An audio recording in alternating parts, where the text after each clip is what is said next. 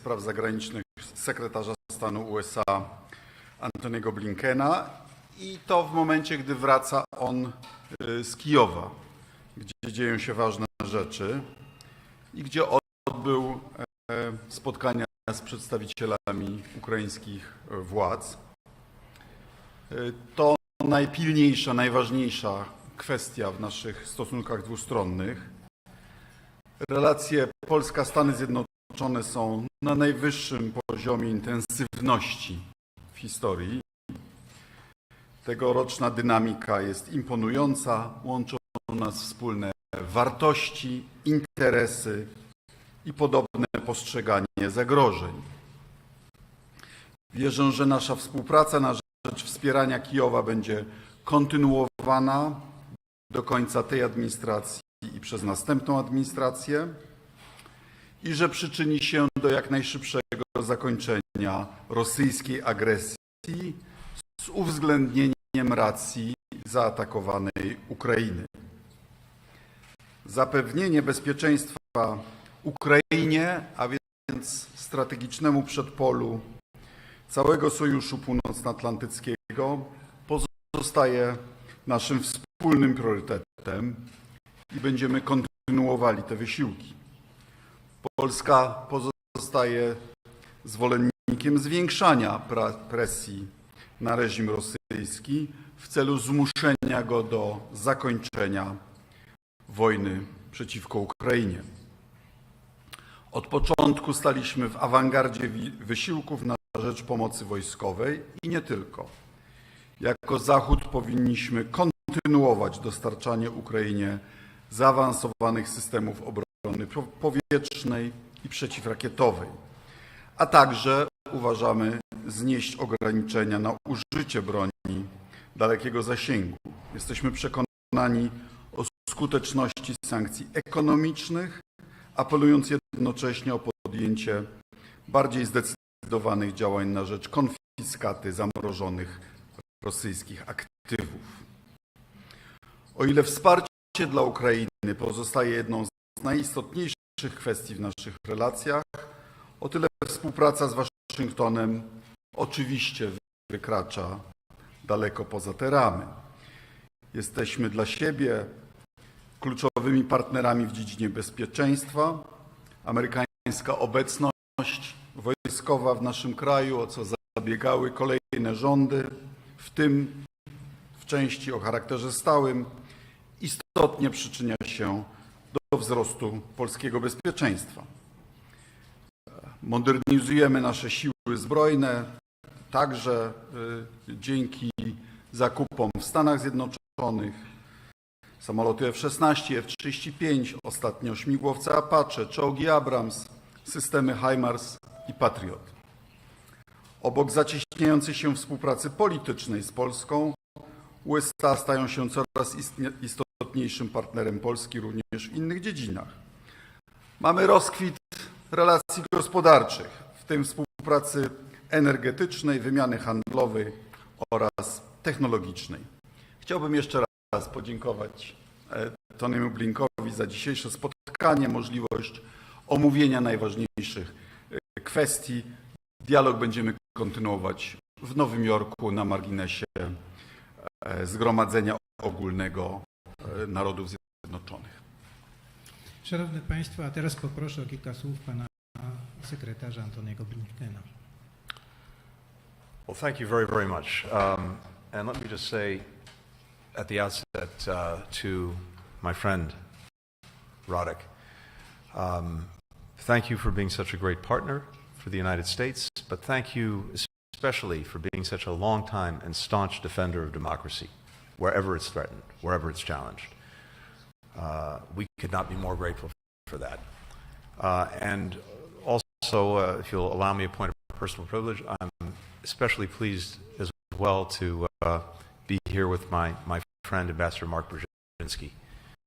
The Brzezinski family has now, for 2 generations, contributed in remarkable ways to our foreign policy, to our national discourse, and having Mark here at this time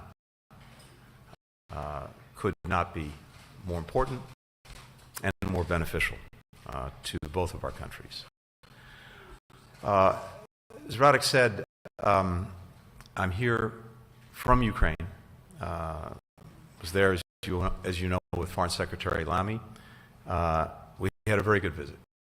We went to Kiev to underscore our united and unwavering support for Ukraine faced with the ongoing Russian aggression. United States, United Kingdom, but also united with so many other countries who've come together in support of Ukraine. All committed not just to helping Ukraine ward off the aggression, but committed to Ukraine's long-term success. Its success as a country that stands strongly on its own 2 feet, militarily, economically, democratically. And in our conversations in Kyiv, we talked about our shared strategy to get there. What we learned from our Ukrainian partners will inform discussions that we'll be having with other allies and other partners in the days and weeks ahead as we work through and think through the coming months. And it's very fitting for us to begin that conversation with our allies here in Poland. Poland has been an absolutely essential partner to Ukraine from the moment that Putin reinvaded the country in 2022. It's provided $4 billion in security assistance to Ukraine. Tanks, aircraft, air defense, helicopters. It's one of 26 countries that have now signed bilateral security agreements with Ukraine. These agreements, long-term commitments to help Ukraine build its deterrent and defense capacity, are critical not just in the immediate, but critical over time to make sure that Ukraine, for many years, has the capacity to defend itself. And of course, it's been working alongside other NATO allies to help train the Ukrainians, including here in Poland. And it's going to host the NATO-Ukraine Joint Analysis Training and Education Center so that the alliance can draw on lessons learned from the war. As many of you know, and as you see every time we go into Ukraine, it's also the key hub for getting assistance to Ukraine and to the Ukrainian people. More than 80% of all security and humanitarian assistance for Ukraine is flowing through Poland. And of course, Poland continues to host some 1 million Ukrainian refugees. This is a remarkable display of generosity and solidarity and at a time when it's most needed. These joint efforts to support Ukraine, to help it defend against the Russian aggression, are a critical facet of our relationship, but only one facet of the relationship and our security cooperation, which, in my judgment, has never been stronger. Poland is spending over 4% of GDP on defense. This is really the gold standard among NATO countries. And we saw at the NATO summit just a few months ago the extraordinary progress the alliance has made in countries stepping up and dedicating the necessary resources to defense. In 2020, 9 NATO allies were meeting the 2% threshold. Now it's 23, but Poland has really been leading the way. And of course, it hosts thousands of U.S. and allied forces.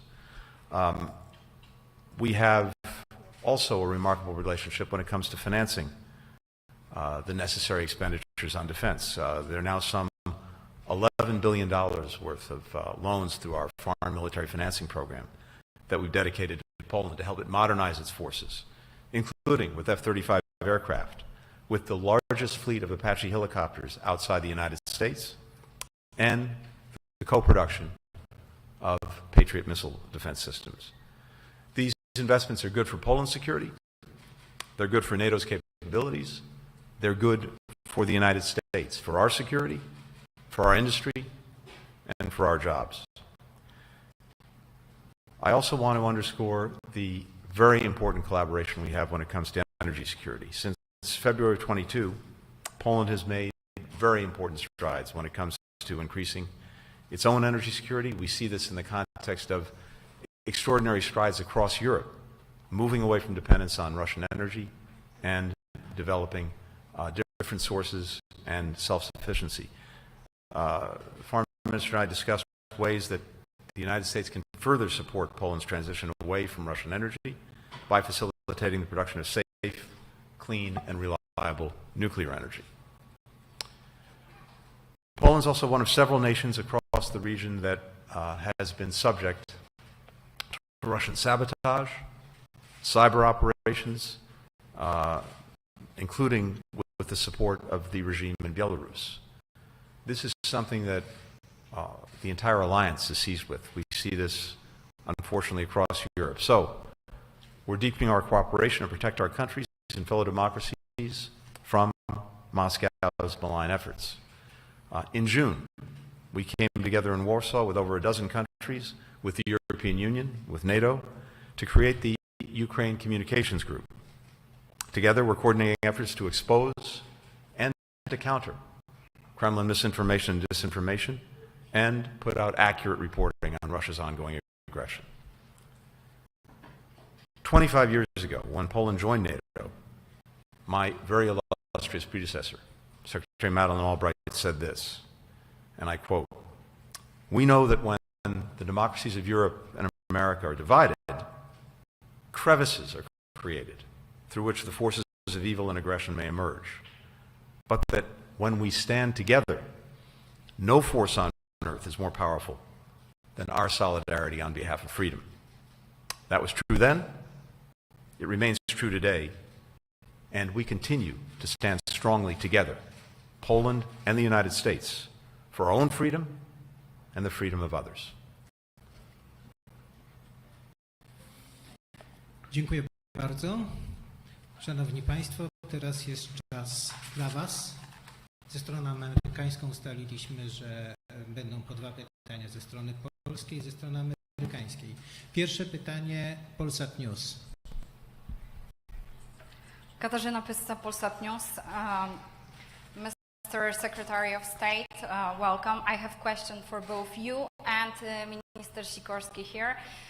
Sir, is there a green light for Ukraine to hit targets deep inside Russia using Western weaponry? There were reports that this decision has already been made. There are also reports that London has given its permission recently. So if you could comment on that. And for Minister Sikorski in Polish, Panie Ministrze, powiedział Pan, że Polska jest za zwiększaniem presji na Moskwę. Chciałabym zapytać, jak to zielone światło na uderzanie w cele w głębi Rosji, jakie ono ma znaczenie oczywiście dla Ukrainy i co może zmienić, ale też jakie znaczenie ma dla Polski i dla naszego bezpieczeństwa. Thank you. Thank you very much. Look, a hallmark of what we've done from day one, in fact, even before day one of the Russian aggression against Ukraine in 2022, was to try to make sure that Ukraine has what it needs when it needs it to deal with that aggression. And as what Russia's doing has changed, as the battlefield has changed, we've adapted. And as you've seen through the provision of some of the most sophisticated weapons systems we've had, through the extraordinary provision of military assistance overall, more than $100 billion from the United States, the sharing of intelligence, and many other things, at every step along the way, as necessary, we've adapted and we've adjusted. And one of the purposes of my visit to Kyiv yesterday was to hear from our Ukrainian partners what they believe they need now to deal with the current battlefield, including in eastern Ukraine and other parts of the country. And I can tell you that as we go forward, we will do exactly what we have already done, which is we will adjust, we'll adapt, as necessary, including with regard to the means that are at Ukraine's disposal to effectively defend against the Russian aggression. Rosja popełnia zbrodnie wojenne, atakując cele cywilne, budynki mieszkalne, szpitale, przede wszystkim zdolności do wytwarzania ciepła i elektryczności, a zima nadchodzi. Rakiety, które uderzają w te cywilne cele, są wystrzeliwane z bombowców z nad terytorium Rosji, a te bombowce startują z lotnisk na terenie Rosji. Ofiara agresji ma prawo się bronić, ma prawo zwalczać środki napadu powietrznego, które w nią uderzają. Więc uważam, że Ukraina ma prawo do używania zachodniej broni, do zapobiegania zbrodniom wojennym. Tak. A teraz czas na amerykańską stronę. Poproszę o pytanie ze strony agencji Bloomberg News. The microphone is on. Please hold it. Thank you. Mr. Secretary, you spoke about individual and collective responses to Russia's hybrid attacks on NATO allies, particularly in the eastern flank. Poland has been one of those targets. The attacks have continued, they've intensified since your remarks in Prague and the Bucharest 9 meetings and so on. What progress has been made on this collective response, and what, if anything, are you seeking to move forward? And Mr. Foreign Minister, if you could respond as well. And also, Mr. Secretary, could you just respond to the killing of 6 UNRWA workers in Gaza this week? Thank you. Great. Thank you, Courtney. With regard to the hybrid attacks, exactly as you've said, this is something that we've brought to allies and partners, including at the most recent NATO summit in Washington. And the alliance as a whole is seized with this, because what we're seeing are attacks in a number of different countries by different means. And while countries in the past might have seen these as one-off events, I think it's now clear to everyone that this is part of a deliberate strategy that Russia's engaged in. And what I can tell you is this: we are closely collaborating between ourselves, among different allies and partners, on, among other things, sharing the necessary information and taking steps to impose consequences on Russia for these attacks. You see that, among other ways, in not only the extraordinary sanctions that have been imposed on Russia, but further efforts to, as necessary, increase those, strengthen those, and make sure that they're imposing a consequence. I think it's critical, though, that there's a recognition, and I know that's felt acutely here in Poland, that the alliance that we're both part of, and that so many countries in Europe are a part of, is also the most important guarantor of the safety and security of Europeans and Americans. And so, as an alliance, we're also looking at what's happening, and we'll draw the necessary conclusions from that, and as appropriate consequences.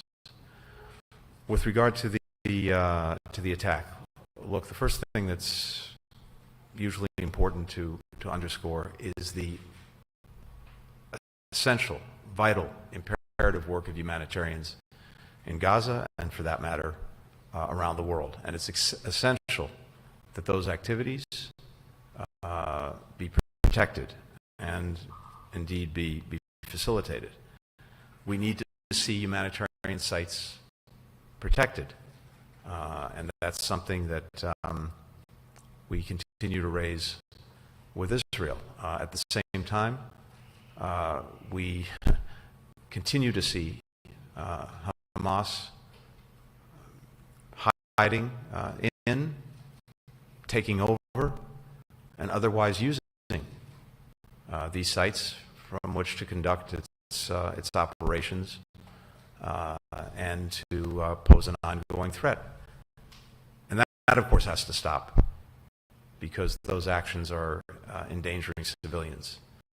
I think it also underscores, once again, the urgency of reaching a ceasefire, because that's the best way of ensuring that we have a genuinely protected space throughout Gaza, a space in which the humanitarians can not only continue to do their work, but massively increase it to the benefit of people who desperately need it, the children, the women, and men of Gaza.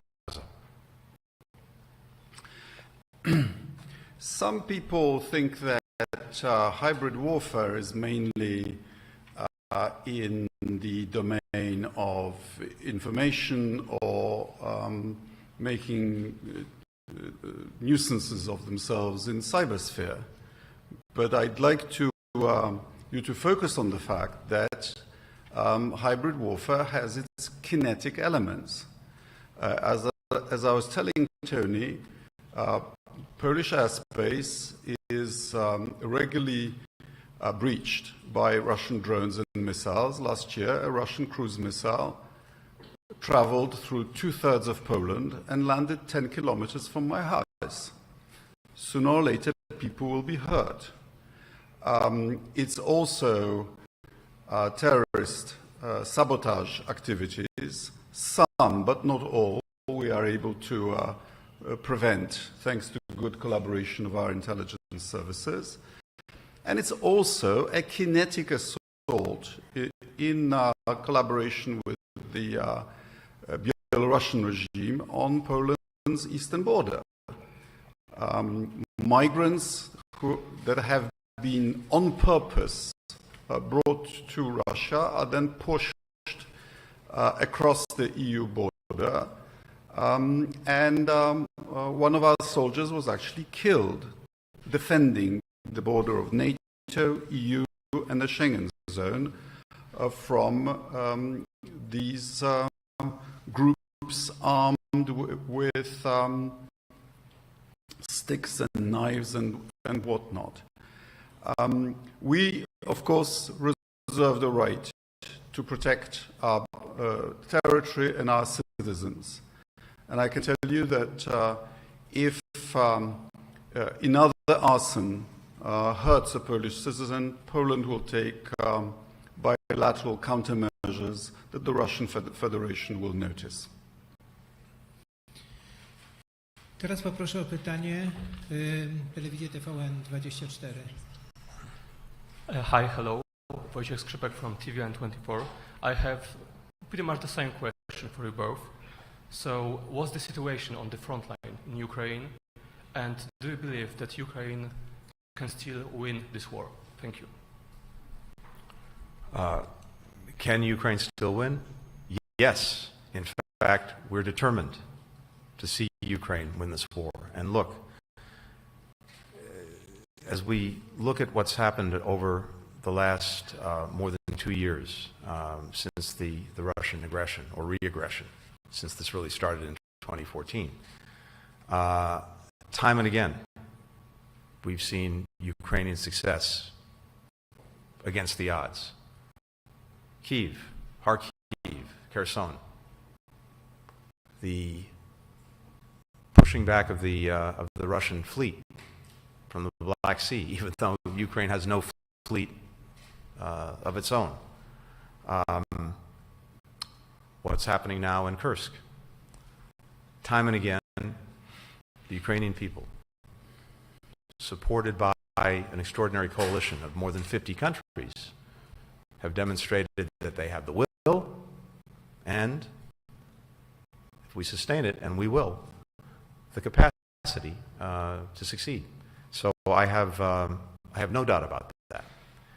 And in fact, if you look at what Putin was trying to accomplish, he's already failed, because we know, and just take him at his own word, don't take it from me, his entire purpose was to erase Ukraine from the map, to eliminate its existence as an independent sovereign country, to subsume it into Russia for purposes of recreating a Russian empire. That has failed and cannot succeed.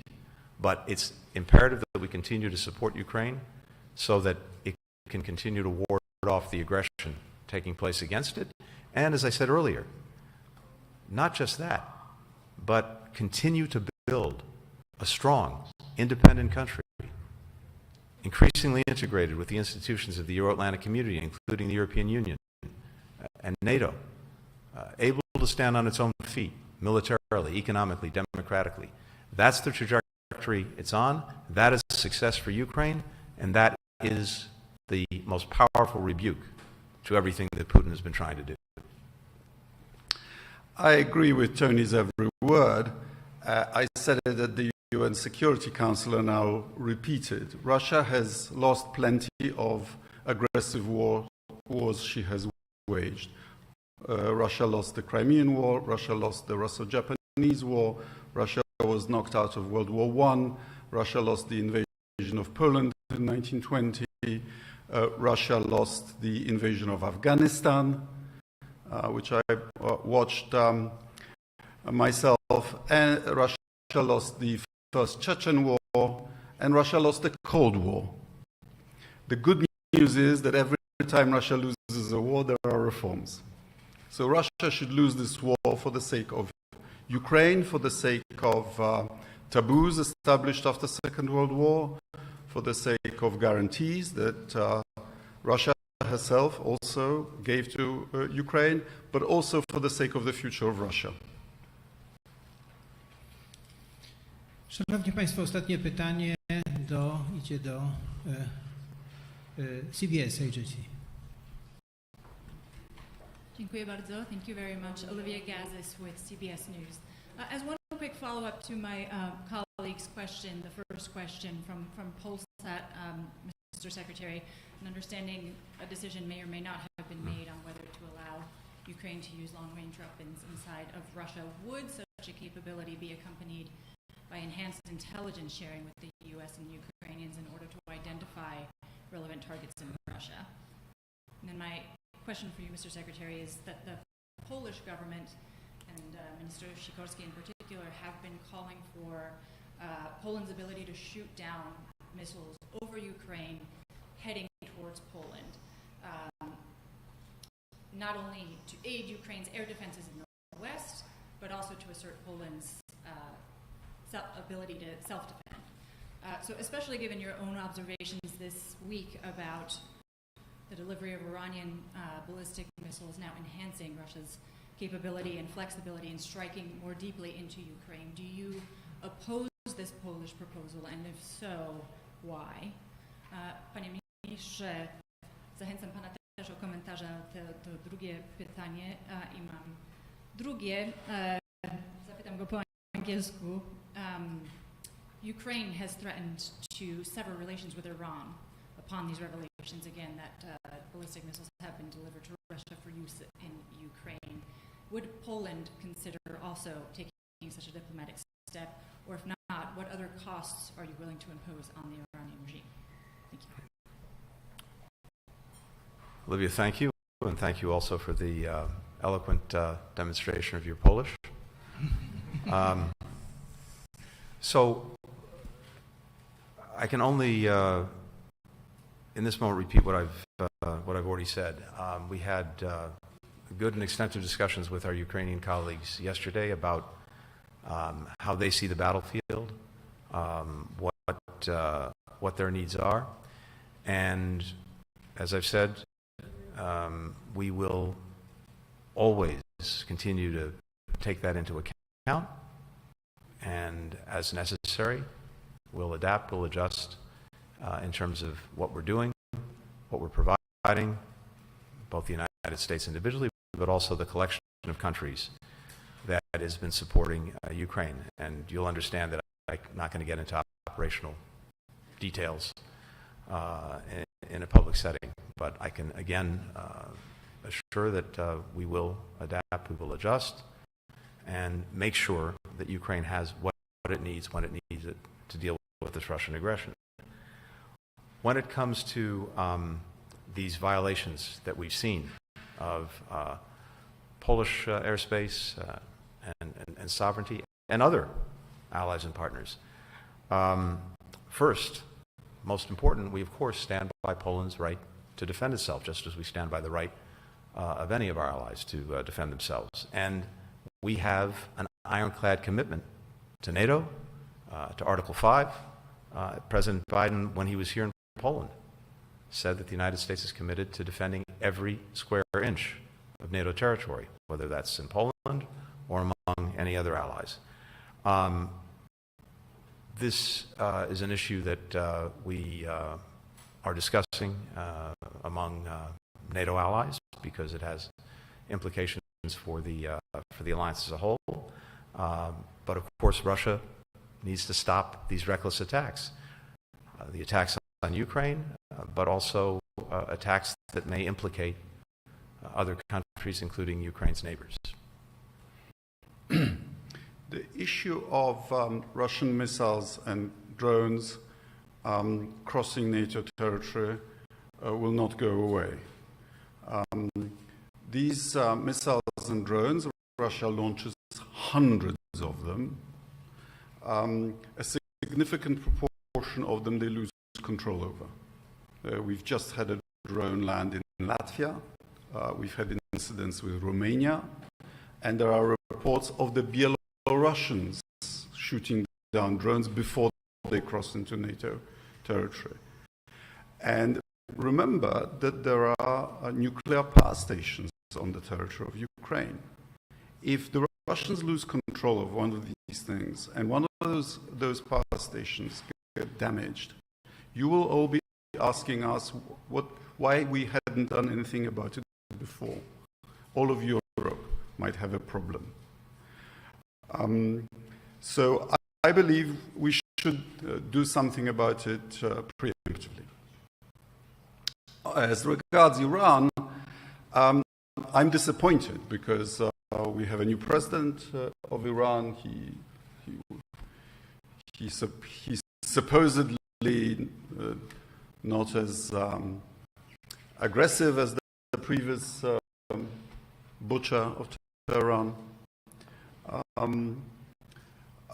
But the policy of sending missiles and drones to use against Ukraine and also using similar equipment against Israel seems to be continuing. The trouble for Poland is that Iran is already under such severe sanctions that there is not that much more that we can do. Bardzo dziękuję panu sekretarzowi stanu i panu ministrowi za konferencję prasową. Także państwu dziękuję. Do zobaczenia, do widzenia.